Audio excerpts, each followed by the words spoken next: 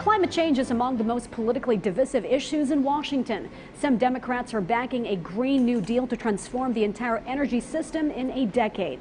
Republicans say these proposals would wreck the economy.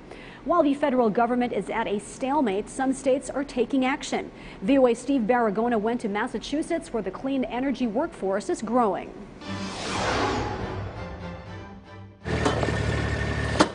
It's -8 degrees Celsius in western Massachusetts, but the weather has not stopped the crew preparing this 8,000-panel solar farm. For the rest of this week, it's going to be freezing cold. Veteran electrician Ed Martell says installations have been going non-stop for the last several years. I thought it was going to be a flash in the pan a couple years ago.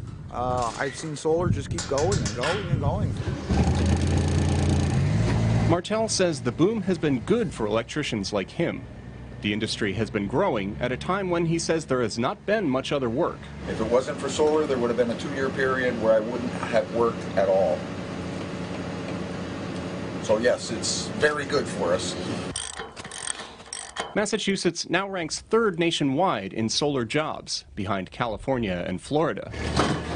Renewable energy is just one way the state is dealing with global warming.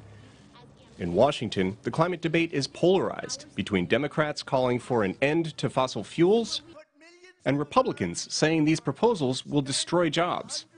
But Massachusetts Republican Governor Charlie Baker took over from a Democrat and held firm on climate policy. In Massachusetts, climate change is not a partisan issue. While we sometimes disagree on specific policies, we understand the science. The state set a target back in 2008 to cut greenhouse gas emissions 80% by mid-century. It charges power companies for carbon pollution and sets policies that encourage efficiency and renewable energy. And the state has invested in new technology, like this wind turbine testing center outside Boston.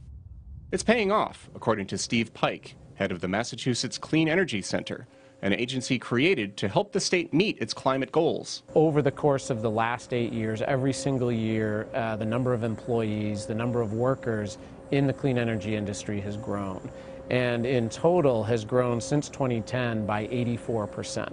So not only does investing in clean energy make good sense in terms of climate change, but it also makes economic sense for Massachusetts. Clean energy is now a $13 billion industry here, employing 110,000 workers.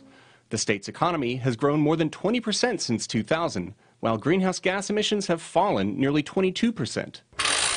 Pike says fighting climate change does not have to mean wrecking the economy. Certainly in Massachusetts, what we have found over the last 10 years is just the opposite. In fact, it grows the economy.